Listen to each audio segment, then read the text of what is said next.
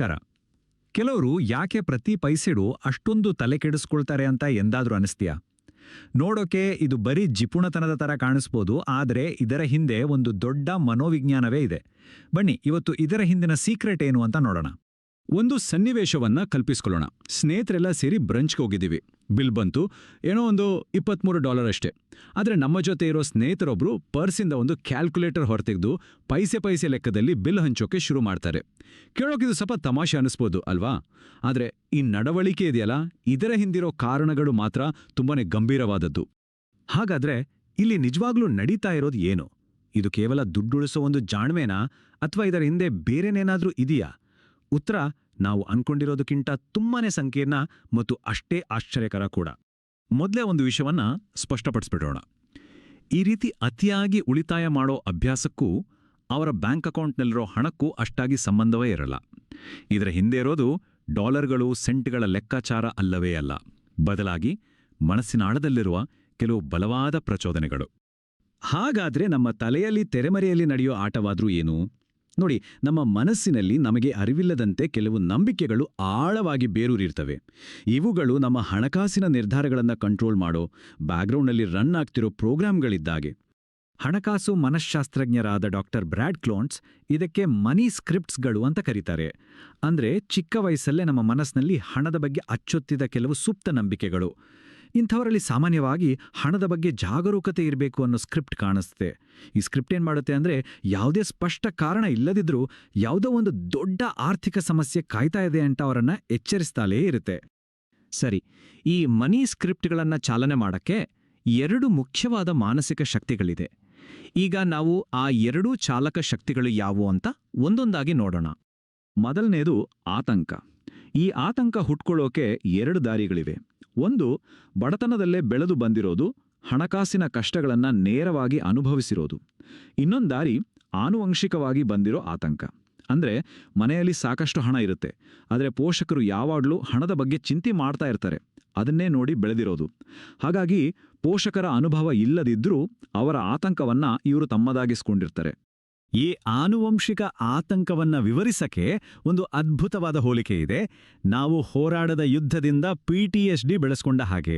ಇದರ ಅರ್ಥ, ನೇರವಾಗಿ ಆರ್ಥಿಕ ಸಂಕಷ್ಟವನ್ನ ಎದುರಿಸದೇ ಇದ್ರೂ ಸುತ್ತಮುತ್ತಲಿನವರ ಭಯ ಮತ್ತು ಆತಂಕವನ್ನ ನಮ್ಮ ಮನಸ್ಸು ಹೀರ್ಕೊಂಡಿರುತ್ತೆ.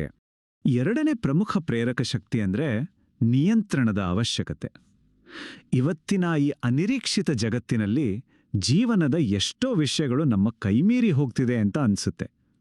ಆಗ ಸಣ್ಣಪುಟ್ಟ ಖರ್ಚುಗಳನ್ನು ನಿಯಂತ್ರಿಸೋದ್ರಿಂದ ತಮ್ಮ ಜೀವನದ ಮೇಲೆ ಒಂದು ಹಿಡಿತ ಇದೆ ಅನ್ನೋ ಭಾವನೆ ಸಿಗುತ್ತೆ. ಇದು ಆಯ್ದ ಜಿಪುಣರ ಒಂದು ವಿಚಿತ್ರ ನಡವಳಿಕೆಯನ್ನು ವಿವರಿಸುತ್ತೆ. ನೋಡಿ, ಇವರು ಪಾರ್ಕಿಂಗ್ಗೆ ಕೆಲವು ರೂಪಾಯಿ ಕೊಡೋಕೆ ಹಿಂದೆ ಮುಂದೆ ನೋಡ್ತಾರೆ, ಆದರೆ ತಮಗಿಷ್ಟವಾದ ಅಪರೂಪದ ವಿನೈಲ್ ಸಂಗ್ರಹಕ್ಕೆ ಸಾವಿರಾರು ಡಾಲರ್ ಸುರಿತಾರೆ.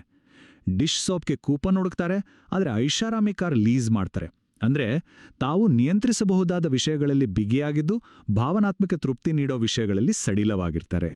ಆದರೆ ಈ ಅತಿಯಾದ ಉಳಿತಾಯದ ಗೀಳು ಕೇವಲ ವೈಯಕ್ತಿಕ ಮಟ್ಟದಲ್ಲಿ ನಿಲ್ಲಲ್ಲ. ಇದು ಅವರ ಸಾಮಾಜಿಕ ಜೀವನದ ಮೇಲೂ ಸಾಕಷ್ಟು ಪರಿಣಾಮ ಬೀರುತ್ತೆ. ಹಾಗಾದ್ರೆ ಈ ಉಳಿತಾಯದ ಹವ್ಯಾಸ ಹೇಗೆ ಅವರ ಜೀವನದ ಮೇಲೆ ನೆಗೆಟಿವ್ ಪರಿಣಾಮ ಬೀರಲು ಶುರುವಾಗತ್ತೆ ಅಂತ ನೋಡೋಣ.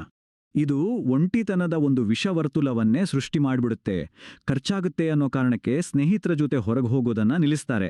ದಿನ ಕಳೆದಂತೆ ಸ್ನೇಹಿತರು ಇವರನ್ನ ಕರೆಯೋದನ್ನ ನಿಲ್ಲಿಸ್ಬಿಡ್ತಾರೆ. ಇದರಿಂದೇನಾಗುತ್ತೆ? ಒಂಟಿತನ, ಆತಂಕ ಹೆಚ್ಚಾಗತ್ತೆ. ಆಗ ಭದ್ರತೆಗೋಸ್ಕರ ಹಣವನ್ನ ಇನ್ನೂ ಗಟ್ಟಿಯಾಗಿ ಹಿಡಿದುಕೊಳ್ತಾರೆ. ಇದೊಂದು ದುಃಖಕರವಾದ ಒಂಟಿತನದ ಸುಳಿ. ಈ ನಡವಳಿಕೆಗಳು ಸಂಬಂಧಗಳ ಮೇಲೆ ಕೂಡ ತುಂಬಾನೇ ಪರಿಣಾಮ ಬೀರುತ್ತೆ. ಸಂಗಾತಿಯ ಖರ್ಚು ಮಾಡೋ ಸ್ವಭಾವ ಇವರಿಗೆ ಆತಂಕಕಾರಿಯಾಗಿ ಕಾಣಿಸುತ್ತೆ.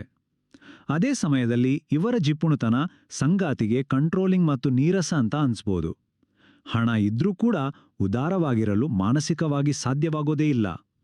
ಇದೆಲ್ಲ ಸೇರಿ ಸಂಬಂಧಗಳಲ್ಲಿ ಒಂದು ಅಪರಾಧ ಪ್ರಜ್ಞೆ ಮತ್ತು ಮತ್ತಷ್ಟು ಒತ್ತಡಕ್ಕೆ ಕಾರಣವಾಗುತ್ತೆ. ಹಾಗಾದ್ರೆ ಆರ್ಥಿಕವಾಗಿ ಜವಾಬ್ದಾರಿಯುತವಾಗಿರೋದಕ್ಕೂ ಮಾನಸಿಕವಾಗಿ ಕಳವಳಕಾರಿಯಾಗಿರೋದಕ್ಕೂ ನಡುವೆ ಇರೋ ಗೆರೆ ಯಾವುದು? ಯಾವ ಹಂತದಲ್ಲಿ ಈ ಉಳಿತಾಯದ ಆರೋಗ್ಯಕರ ಅಭ್ಯಾಸ ಒಂದು ಹಾನಿಕಾರಕ ಗೀಳಾಗಿ ಬದಲಾಗುತ್ತೆ? ಒಂದು ಆಶ್ಚರ್ಯದ ಸಂಗತಿ ಏನು ಗೊತ್ತಾ? ಅತಿಯಾಗಿ ಖರ್ಚು ಮಾಡುವರು ಮತ್ತು ಅತಿಯಾಗಿ ಉಳಿತಾಯ ಮಾಡುವವರು ಇಬ್ರೂ ಒಂದೇ ಆತಂಕ ಅನ್ನೋ ನಾಣ್ಯಲ 2 ಮುಖಗಳಿದ್ದ ಹಾಗೆ. ಇಬ್ರು ಹಣವನ್ನ ತಮ್ಮ ಆತಂಕವನ್ನ ನಿಭಾಯಿಸೋಕೆ ಒಂದು ಸಾಧನವಾಗಿ ಬಳಸ್ತಾರೆ. ಒಬ್ರು ವಸ್ತುಗಳನ್ನ ಖರೀದಿಸೋದ್ರಿಂದ ಭಾವನಾತ್ಮಕ ಸಮಾಧಾನ ಪಡ್ಕೊಂಡ್ರೆ, ಇನ್ನೊಬ್ರು ಹಣವನ್ನ ಕೂಡಿಟ್ಟು ಒಂದು ಭದ್ರತೆಯ ಕೋಟೆ ಕಟ್ಟೋಕೆ ಪ್ರಯತ್ನಿಸ್ತಾರೆ. ಈಗ ನಾವು ಈ ಇಡೀ ವಿಶ್ಲೇಷಣೆಯ ಅತ್ಯಂತ ಮುಖ್ಯವಾದ ಮತ್ತು ಅಂತಿಮ ಹಂತಕ್ಕೆ ಬಂದಿದ್ದೇವೆ. ಈ ಅತಿಯಾದ ಜಿಪುಣತನದ ಹೃದಯ ಭಾಗದಲ್ಲಿರೋ ಒಂದು ದೊಡ್ಡ ವಿರೋಧಾಭಾಸವನ್ನ ನೋಡೋಣ. ಭದ್ರತೆಯ ಹುಡುಕಾಟ ಹಲವು ಬಾರಿ ಅದರ ತದ್ವಿರುದ್ಧವಾದದ್ದನ್ನೇ ಸೃಷ್ಟಿ ಮಾಡುತ್ತೆ. ಈ ವಿರೋಧಾಭಾಸವನ್ನ ಸರಳವಾಗಿ ಹೇಳೋದಾದ್ರೆ, ಅವರ ಗುರಿ ಭದ್ರವಾಗಿರಬೇಕು ಅನ್ನೋದು. ಆದರೆ ಅದಕ್ಕೋಸ್ಕರ ಅವರು ಅನುಸರಿಸೋ ನಿರಂತರ ಹಣಕಾಸು ಸಂಯಮ ಅವರನ್ನು ಯಾವಾಗಲೂ ಒಂದು ಕೊರತೆಯಲ್ಲೇ ಬದುಕು ಹಾಗೆ ಮಾಡುತ್ತೆ. ಅವರ ಬ್ಯಾಂಕ್ ಖಾತೆಯಲ್ಲಿ ಕೋಟಿಗಟ್ಟಲೆ ಹಣ ಇರಬಹುದು, ಆದರೆ ಅವರ ನರಮಂಡಲ ಮಾತ್ರ ನಮ್ಮತ್ರ ಏನೂ ಇಲ್ಲ ಅನ್ನೋ ಬಡತನದ ಭಾವನೆಯಲ್ಲೇ ಇರುತ್ತೆ. ಹಾಗಾಗಿ ಈ ಇಡೀ ವಿಶ್ಲೇಷಣೆಯ ಸಾರಾಂಶ ಇಷ್ಟೇ: ಇದು ಬಹುತೇಕವಾಗಿ ಹಣದ ಬಗ್ಗೆ ಅಲ್ಲವೇ ಅಲ್ಲ. ಇದರ ಮೂಲ ಕಾರಣಗಳು ಅಡಗಿರೋದು ನಿಯಂತ್ರಣ, ಆತಂಕ ಮತ್ತು ಬಾಲ್ಯದ ಆಘಾತಗಳಲ್ಲಿ. ಹಾಗಾದ್ರೆ ಕೊನೆಯದಾಗಿ ನಾವೆಲ್ಲ ಯೋಚಿಸಬೇಕಾದ ಒಂದು ವಿಷಯ ಇದೆ. ನಮ್ಮ ಹಣಕಾಸಿನ ನಿರ್ಧಾರಗಳ ಹಿನ್ನೆಲೆಯಲ್ಲಿ ಯಾವ ಮನಿ ಸ್ಕ್ರಿಪ್ಟ್ ಓಡ್ತಾ ಇರ್ಬೋದು? ಈ ಬಗ್ಗೆ ಒಮ್ಮೆ ಯೋಚನೆ ಮಾಡೋದು ನಮ್ಮದೇ ಆರ್ಥಿಕ ನಡವಳಿಕೆಯನ್ನ ಚೆನ್ನಾಗಿ ಅರ್ಥ ಮಾಡ್ಕೊಳ್ಳೋಕೆ ಬಹುಶಃ